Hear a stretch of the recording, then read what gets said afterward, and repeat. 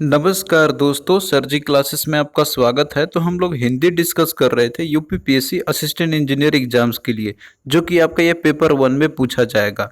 और देखिए, अभी तक जितने भी लेक्चर्स हमने इसके कवर किए हुए हैं, तो हमने इसका अलग से प्लेलिस्ट बना दिया है। तो आपको डिस्क्रिप्शन बॉक्स में लिंक इसका मिल जाएगा, तो वहाँ से जाके आप लोग प्रीवियस जितने भी हमने वीडियो बनाए हैं, तो आप लोग देख सकते हैं सारे को। और हमने इसका पीडीएफ भी प्रोवाइड कर दिया है, जिसमें कि आपको पूरे कंप्लीट लेक्चर्स के जो भी हमने अभी तक पढ़ा है वो तो आपको रहेंगे ही साथ में, और जो भी टॉपिक्स रह गए हैं तो वो भी इसमें इंक्लूडेड आपका है। तो सारा कंटेंट और साथ में जो प्रीवियस ईयर क्वेश्चन है तो वो सारा कुछ हमने जो है इसमें इंक्लूड कर दिया है, और साथ में प्रीवियस ईयर क्वेश्चन भी आपको है इसमें। तो इस तरीके से जो है आपका पूरा कंप्लीट हिंदी का तैयारी आपका हो जाएगा इससे। और एग्जामिनेशन अभी जैसे आपका टाइम है, तो इस तरीके से भी आप लोग जो है अच्छे से पढ़िए। आप लोग इसमें काफ़ी अच्छा स्कोर कर लेते हैं यदि आप लोग इसको देखते हैं। जो भी कंटेंट हमने आपको दिया हुआ है, यदि आप लोग उसको अच्छे से पढ़ते हैं तो ज़रूर आपको इसमें हेल्प मिलेगा एग्जाम में। क्योंकि देखिए, ये आपका पेपर 1 में जो आएगा तो ये 25 क्वेश्चन आपके आएंगे, जो कि 75 मार्क्स का, तो ये काफ़ी वेटेज रहेगा आपका एग्जामिनेशन के लिए।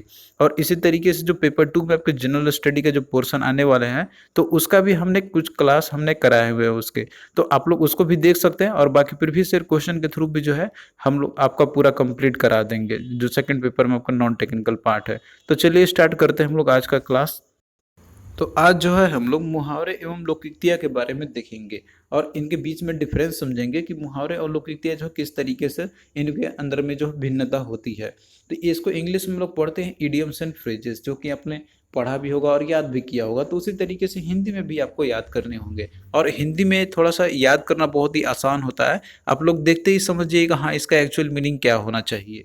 तो देखिए, जो मुहावरे आपके होते हैं, तो मुहावरे वाक्यांश में ये अगर होते हैं आपके, तो वो पूर्ण वाक्य नहीं होंगे। यानी कि आपको लगेगा कि ये कहीं ना कुछ चीज छूट गया है, या फिर वो अधूरा वाक्य है। तो एग्जाम्पल के थ्रू आप देखिए, यहाँ पे जैसे आपका दिया हुआ है कि अपना उल्लू सीधा करना। उसी तरीके से दूसरा आपका दिया हुआ कलम तोड़ना, लेकिन इसमें आपको ये नहीं पता चल पा रहा है कि आखिर कलम क्यों तोड़ रहा है, या फिर वो अपना उल्लू सीधा करने का क्या है। लेकिन इसके अर्थ होते हैं, तो यही मुहावरे आपके होते हैं।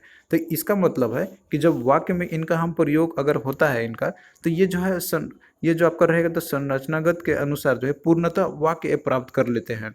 यानी कि इनका जब वाक्य में हम यूज करेंगे, तभी ये पूरे तरीके से लगेगा हाँ ये पूरा हुआ है, कंप्लीट आपको वहाँ पे समझ में आएगा। लेकिन अगर स्वतंत्र रूप से अगर इनका यूज करेंगे, सिंपली ये वाला कि अपना उल्लू सीधा करना, तो इनसे आपको जो है कुछ समझ में नहीं आएगा।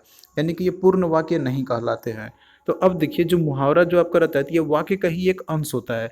तो इसीलिए इनका जो स्वतंत्र जो रूप है, हम लोग इसको स्वतंत्र रूप से प्रयोग करना असंभव है, यानी कि इसको हम यूज नहीं कर पाएंगे। इनका प्रयोग जब भी करेंगे तो वाक्यों के अंतर्गत ही होती है। तो अब यहाँ पे आप जैसे देख सकते हैं एक एग्जाम्पल के थ्रू। उसके पहले देखिए, वाक्य में अगर हम प्रयुक्त अगर जैसे मुहावरे आपके होते हैं ये, तो उसमें जो भी जैसे लिंग रहते हैं, या फिर वचन या काल आदि जो रहते हैं, तो व्याकरणिक कोटियों के कारण जो है परिवर्तित इसमें हो जाता है। अब जैसे एग्जाम्पल के थ्रू देखिए, यहाँ पे हम लोग ले रहे हैं कि पति का इंतजार करते करते माला की आंखें पथरा गई। अब यहाँ पे देखिए, आंखें पथरा गई, आपका आंखें पथरा जाना, तो ये एक मुहावरा है। लेकिन जब इसको हमने इस वाक्य में यूज किया कि पति का इंतजार करते करते माला की आंखें पथरा गई, तब ये जो आपका ये पूर्णता आपका हो जाएगा। तो इसलिए देखिए, जो मुहावरे आपके रहते हैं, तो ये अतिशय पूर्ण या नहीं होते हैं। और वहीं पे लोकोक्तियाँ की यदि हम बात करते हैं, तो लोकोक्तियाँ जो आपके रहते हैं, तो ये पूरी तरीके से एक पूर्ण वाक्य आपके होते हैं। इसमें जो है कुछ घटाया बढ़ाया नहीं जा सकता है। यदि आप लोग कुछ इसमें से कोई एक, मान लीजिए वाक्य अगर आप हटा देते हैं, या फिर और कोई एक एक्स्ट्रा जोड़ देते हैं, तो उनसे जो है आपको पूर्णता जो सेंटेंस को होती है, तो वो जो है वो अधूरी रह जाएगी। तो इस तरीके से देखिए, भाषा के प्रयोग की दृष्टि से ये विद्यमान इनमें रहती है। अब एग्जाम्पल के थ्रू आप देखिए, यहाँ पे जैसे 4 दिन की चांदनी और फिर अंधेरी रात, यहाँ पे देखिए आपको लगेगा हाँ ये पूरा कंप्लीट है, कि जैसे 4 दिन की चांदनी केवल है, लेकिन उसके बाद फिर अंधेरी रात आएगी, तो ये पूरा कंप्लीट आपका है। तो इस तरीके से देखिए, लोकोक्तियाँ एक पूरा वाक्य के रूप में आपकी होती है। और आप जो है इसका अगर आप सोच रहे होंगे कि इसका हम लोग जैसे स्वतंत्र रूप करना चाहते हैं, तो ये आप कर सकते हैं इसमें, क्योंकि ये पूरी तरीके से कंप्लीट होता है। लेकिन मुहावरा जो आपका रहता है, तो इसको आप स्वतंत्र रूप से प्रयोग आप नहीं कर सकते हैं, क्योंकि इनकम्प्लीट आपको लगेगा। तो अब देखिए, जो लोकोक्ति आपके रहते हैं, तो लोकोक्ति में प्रयोग के बाद वह कि इनमें कोई परिवर्तन नहीं होती है। जैसे इसमें आपका होता था कि लिंग वचन सब में परिवर्तन होते थे, लेकिन इसमें जो है अगर आप लोकोक्ति का प्रयोग करते हैं, तो इसमें कोई भी परिवर्तन नहीं होते हैं। तो एग्जाम्पल के थ्रू आप यहाँ पे देख सकते हैं, दिया आपका यहाँ पे कि अधजल गगरी छलकत जाए।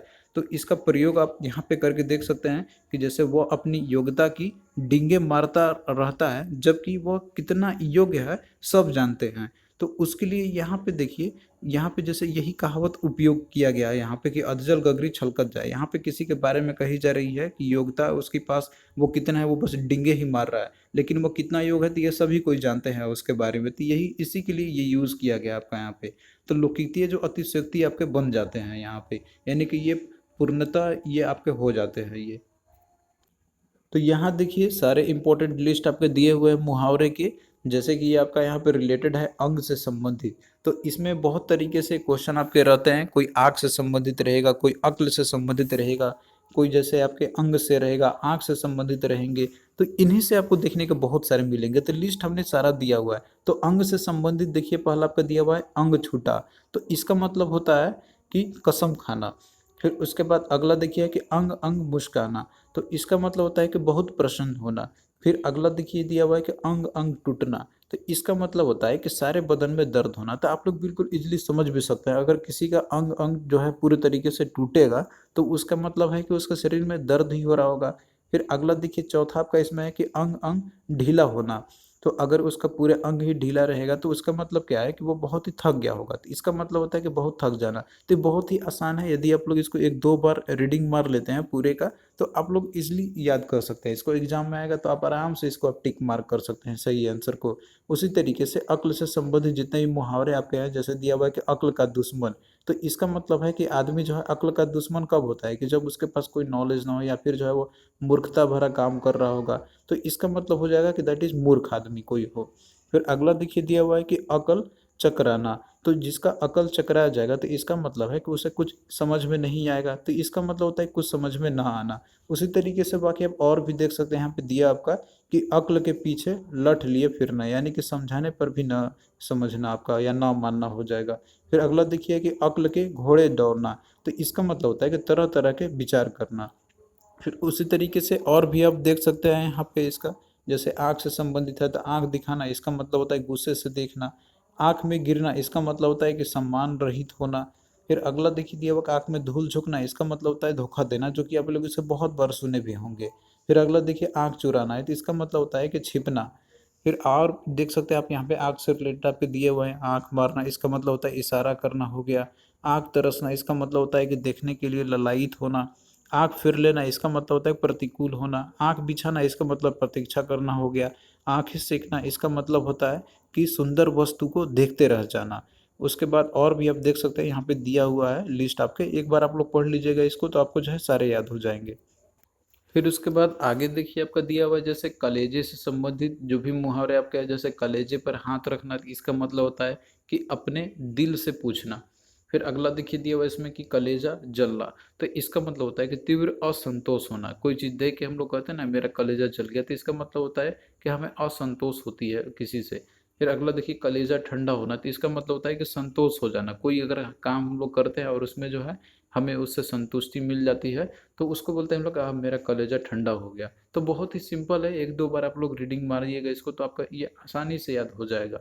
उसी तरीके से कान से संबंधित दिया हुआ है, नाक से संबंधित दिया हुआ है, मुंह से संबंधित मुहावरे आपके दिए हुए हैं। तो इन सभी को जो है आप लोग एक देख लेना, सभी को एक एक करके। यहाँ पे सारे ऑप्शन हम सारे हमने दे दिए हैं जो भी रिलेटेड आपके हैं एग्जाम में जो पूछे जाते हैं। उसी के बाद देखिए फिर दांत से संबंधित जितने भी मुहावरे होते हैं तो ये भी आपका दे दिया है। जैसे दांत पीसना इसका मतलब होता है कि बहुत ज़्यादा गुस्सा करना। दांत खट्टे करना इसका मतलब होता है कि बुरी तरह हराना। फिर उसके बाद अगला देखिए कि दांत काटी रोटी, तो इसका मतलब है घनिष्ठता या फिर पक्की मित्रता होती है। फिर उसके बाद देखिए गर्दन से संबंधित आपके हैं, गले से संबंधित मुहावरे हैं, फिर सिर से भी संबंधित मुहावरे हैं और हाथ से संबंधित भी मुहावरे आपके हैं। तो इन सभी से जो है आपके क्वेश्चन एग्जाम में आते हैं, तो आप जो है इन सभी को देख लेना अच्छे से। फिर उसके बाद और देखिए आपका दिया हुआ है पे हवा से संबंधित आपके मुहावरे दिए हुए हैं इसमें। फिर पानी से संबंधित है, फिर कुछ और मिले जुले मुहावरे आपके हैं जो इंपॉर्टेंट है, जो कि एग्जाम में उससे पूछा जाता है। तो इस सभी का लिस्ट यहाँ पे आपका दिया हुआ है, तो इन सब चीज़ को आप लोग देख लेना एक बार। तो यहाँ पे सारा लिस्ट आपका दिया हुआ है टोटल। तो ये अगर आप लोग इतना कर लेते हैं एटलीस्ट, तो आपको जो है एग्जाम में आपको जरूर इनसे देखने को मिलेंगे, क्योंकि ये सारे आपके इंपॉर्टेंट है जो एग्जाम इधर उधर कहीं ना कहीं एग्जाम में पूछे ही गए हुए हैं। फिर वहीं पे देखिए जो लोकोक्तियाँ आपके जो होते हैं, तो इसके मैंने आपको बताया था कि ये जो है पूरी तरीके से एक पूर्ण वाक्य होते हैं और इनका हम स्वतंत्र रूप में स्वरूप से हम लोग यूज कर सकते हैं। तो अब देखिए जो लोकोक्तियाँ आपके वो होते हैं कि जो किसी विशेष स्थान पर ये प्रसिद्ध हो जाने वाले कथन को ही हम लोग लोकोक्ति कहते हैं। दूसरा शब्द आप कह सकते हैं कि जैसे मान लीजिए कोई पूरा कथन किसी प्रसंग विशेष में उद्धृत किया जाता हो तो वो लोकोक्ति आपके कहलाते हैं। इसी को हम लोग जैसे कहावत के रूप में भी हम लोग सिंपल बोलते हैं। तो यहाँ पे देखिए आपका जैसे दिया हुआ है, जैसे अब आया ऊंट पहाड़ के नीचे, तो इसका मतलब होता है कि अपने से ताकतवर से सामना होना। फिर अगला देखिए है कि अपने मुंह मियाँ मिट्ठू बनना, तो इसका मतलब होता है कि अपनी प्रशंसा स्वयं करना। फिर अगला देखिए दिया हुआ इसमें कि अपने हाथ जगन्नाथ, तो इसका मतलब होता है कि अपना काम स्वयं करना। फिर आगे देखिए दिया हुआ इसमें कि अज्ञा बेताल होना, तो इसका मतलब है कि बहुत ज़्यादा उत्तेजित होना। फिर और देखिए यहाँ पे दिया हुआ है आपका, तो इन सभी को आप लोग जो है एक एक करके देख लेना। फिर और भी यहाँ पे दिए हुए हैं जो कुछ प्रचलित जो लोकोक्तियाँ होते हैं, जैसे अधजल गगरी छलकत जाए, इसका मतलब होता है कि कम गुण वाला व्यक्ति दिखावे बहुत करता है। फिर और भी आपके दिए हुए हैं कि आम के आम गुठलियों के दाम, तो इसका मतलब होता है कि दूना लाभ होना। फिर और भी आप देख सकते हैं इसमें जिसकी लाठी उसकी भैंस, तो इसका मतलब होता है कि शक्तिशाली की विजय हमेशा होती है। तो यहाँ पे देखिए और भी आपके दिया हुआ है लोकोक्तियाँ जो कि इंपॉर्टेंट है, जो एग्जाम में आपसे पूछे जाते हैं, तो इन सभी को जो है आप लोग एक एक करके देख लेना। तो यहाँ पे जो है हमारा फोकस रहेगा क्वेश्चन के ऊपर जो आपके प्रीवियस ईयर में पूछे गए थे यूपीपीएससी का असिस्टेंट इंजीनियर में। तो यहाँ से आपको आइडिया हो जाएगा किस तरह के क्वेश्चन आपसे पूछे गए थे। तो यहाँ पे देखिए पहला क्वेश्चन आपका इसमें दिया हुआ है कि किस मुहावरे का अर्थ बहुत डर जाना होता है। तो बहुत डर जाना का मुहावरा कौन सा आपका होगा, तो यहाँ पे जो है आपसे मीनिंग ही दे दिया और मुहावरा क्या होता है इसके लिए तो वो आपसे पूछा गया है। तो उल्टा भी आपसे पूछ लिया जाता है कभी कभार, तो आप जो है दोनों तरीके से आपको याद रखना होगा। तो इसमें देखिए आपको दिया हुआ है कि खून पानी हो जाना या खून सूखना या खून के आंसू रोना या खून सफ़ेद हो जाना। तो देखिए जब भी कोई आदमी बहुत डर जाता है तो उसका जो खून है तो वो सूख जाता है। ये एक तरीके से मुहावरा आपका सूखता नहीं है किसी का, तो ये होता है इसका मतलब खून सूखना। तो खून सूखना का मतलब ही होता है कि बहुत डर जाना। तो ऑप्शन बी इसका करेक्ट हो जाएगा। और देखिए इसको याद करना ही बहुत ही आसान है। अगर मान लीजिए कोई आदमी अगर जो है बहुत डर डर जाएगा तो उसका खून क्या होगा, सूख ही जाएगा। तो आप देखते हैं ना कि कोई भी आदमी अगर डर जाता है तो देखते हैं उसके रोंगटे खड़े हो जाते हैं, या फिर जो है और भी रहता है तो उसका खून पूरा सूख जाता है। तो आप लोग इसके थ्रू भी जो है आसानी से याद कर सकते हैं आप लोग। फिर अगला क्वेश्चन देखिए कि किस मुहावरे का अर्थ जो है ईर्ष्या से हृदय जल उठना है। तो ईर्ष्या से हृदय जल उठना, इसका जो है आपको मुहावरे बताना क्या होता है। तो ऑप्शन देखिए इसमें दिया हुआ है कि छाती पर सांप लौटना, दूसरा बी दिया हुआ है कि आठ आठ आंसू रोना या कुआं खोदना या फिर मिट्टी पलीद करना। तो इसमें देखिए दिया आपका ईर्ष्या से हृदय जल उठना, तो इसका मतलब होता है कि छाती पर सांप लौटना। तो अगर मान लीजिए छाती पे अगर सांप लौटता है तो कोई भी किसी भी पर्सन का हृदय तो जलेगा ही जलेगा। एक सिंपल कहानी की तरह आप इसको बना के याद कर सकते हैं। तो ऑप्शन ए जो है इसका करेक्ट आपका हो जाएगा। फिर अगला क्वेश्चन देखिए कि निश्चिंत हो जाना अर्थ किस मुहावरे के लिए प्रयुक्त होते हैं। तो इसमें देखिए जैसे निश्चिंत कोई आदमी अगर हो जाता है तो उसके लिए मुहावरे हम लोग जो प्रयोग करते हैं तो वो होता है कि घोड़े बेचकर सोना। तो घोड़े बेचकर सोने का इसका मतलब ये नहीं कि कोई रियली में घोड़ा बेचकर सोता है। तो इसका एक मुहावरा है आपका कि जो आपको अर्थ बताना रहता है। तो ऑप्शन बी इसका आपका करेक्ट हो जाएगा, दैट इज घोड़ा बेचकर सोना। तो इसका मतलब होता है कि कोई भी आदमी जो है तो वो निश्चिंत हो जाता है कि अरे अब तो हमें कुछ काम ही नहीं है या फिर हमें कोई अब टेंशन ही नहीं है। तो आप लोग इसको एक कहानी बना के भी याद कर सकते हैं कि किसी आदमी के पास एक घोड़ा था जो कि बहुत ही मतलब उसका के बहुत ही परेशान करता था, इधर उधर भाग जाता था। तो जब से उसने जो है घोड़ा को बेच दिया तो अब उसे बहुत ही चैन हो गई, चैन हो गए मतलब उसके पास अब आराम हो गया कि अरे मेरे पास अब कोई टेंशन है नहीं। तो वो जो है घोड़ा बेचकर अब सो गया, तो इसका मतलब है वो निश्चिंत हो गया होगा। तो इस तरीके से आप कहानी बना के भी बहुत ही आसानी से आप लोग याद कर सकते हैं इसको। फिर नेक्स्ट देखिए कि थोथा चना बाजे घना, इस लोकोक्ति का उपयुक्त अर्थ आपको यहाँ पे चयन करना है। तो देखिए थोथा चना बाजे घना इसका मतलब होता है कि जो अधिक अत्यंत यानी कि अत्यंत वाचाल हो, यानी कि बहुत ज़्यादा बोलने वाला व्यक्ति हो। यानी कि वो थोथा तो है लेकिन जो है वो बहुत ही घना बजता है। तो थोथा चना बाजे घना, तो आप लोग यहीं से देख सकते हैं यहाँ पे कि चना जो है वो थोथा है लेकिन उससे जो है आवाज़ बहुत ज़्यादा आती है। तो थोड़ा सा आप स्टोरी बना के या फिर जो है इसको थोड़ा सा तोड़ मड़ोड़ करके भी आप लोग इसको आसानी से याद कर सकते हैं। तो इसका राइट होगा आपका ऑप्शन ए, दैट इज अत्यंत वाचाल। फिर अगला देखिए दिया आपका इसमें कि घड़ो पानी पड़ना मुहावरे का अर्थ होता है। तो इसमें देखिए जो आपका दिया हुआ दैट इज घड़ो पानी पड़ना, तो इसका मतलब होता है कि लज्जित होना। तो कोई अगर आदमी लज्जित होता है तो उसके लिए हम लोग मुहावरा यूज करते हैं कि घड़ो पानी पड़ना। तो ऑप्शन सी इसका करेक्ट आपका हो जाएगा। फिर अगला देखिए कि नंगा क्या नहाए लोकोक्ति का अर्थ स्पष्ट करे।